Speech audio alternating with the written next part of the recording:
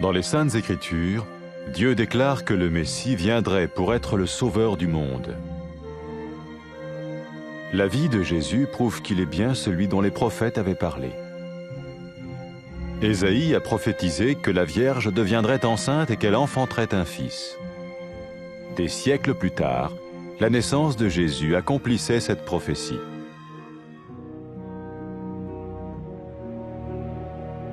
Les Saintes Écritures déclaraient que le saint à naître serait appelé le Fils de Dieu. Cela signifiait que Jésus serait le Fils de Dieu au sens spirituel et non au sens physique. Nous le voyons par sa manière de vivre. Il a guéri des malades, il a pardonné leurs péchés, les a ramenés à Dieu et leur a promis une place dans le royaume éternel de Dieu. Il s'est offert lui-même en sacrifice pour le péché à leur place. Puis il est revenu à la vie, victorieux sur la mort selon le plan de Dieu. Jésus a dit « Personne ne me prend la vie, mais je la donne de ma propre volonté ». La vie de Jésus n'a pas seulement accompli les écrits des prophètes, mais elle a aussi confirmé la vérité de la sainte parole de Dieu. Les prophètes avaient écrit « Ta parole, ô mon Dieu, est parfaite, elle dure à toujours ».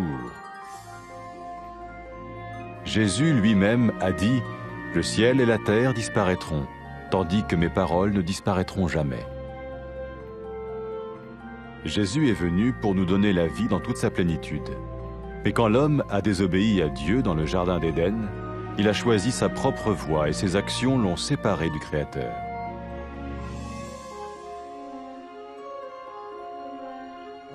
Les Saintes Écritures déclarent que tous ont péché et que le salaire que paye le péché, c'est la mort.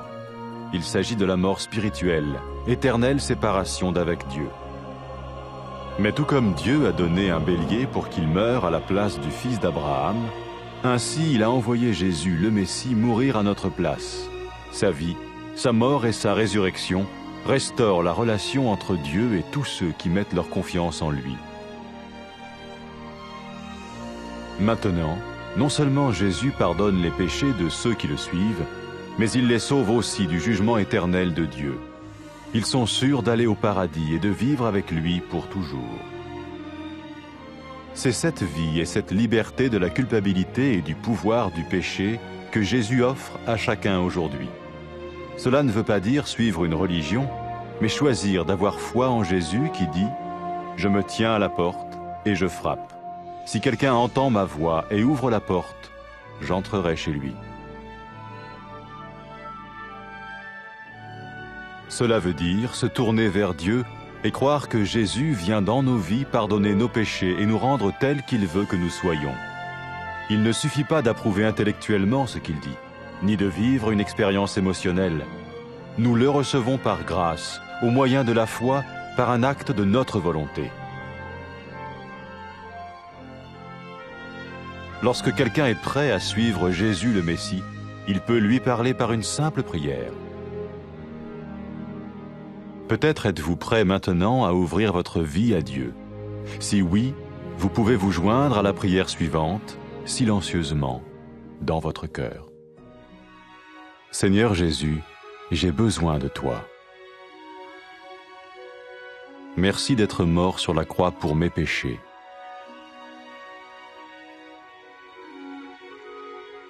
Je confesse mes péchés et je m'en repens.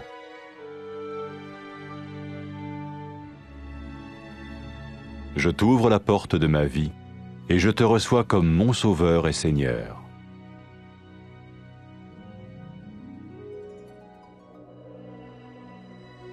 Merci de me pardonner mes péchés et de me donner la vie éternelle.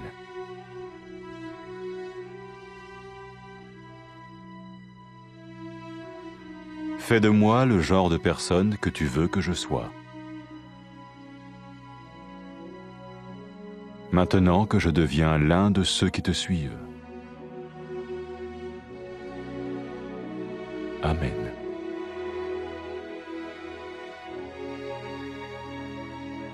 Jésus a dit à propos de ses disciples, « Mes brebis écoutent ma voix, je les connais et elles me suivent. » Pour expérimenter la vie en abondance promise par Jésus, Ceux qui le suivent parlent à Dieu chaque jour dans la prière et lisent ou écoutent sa parole.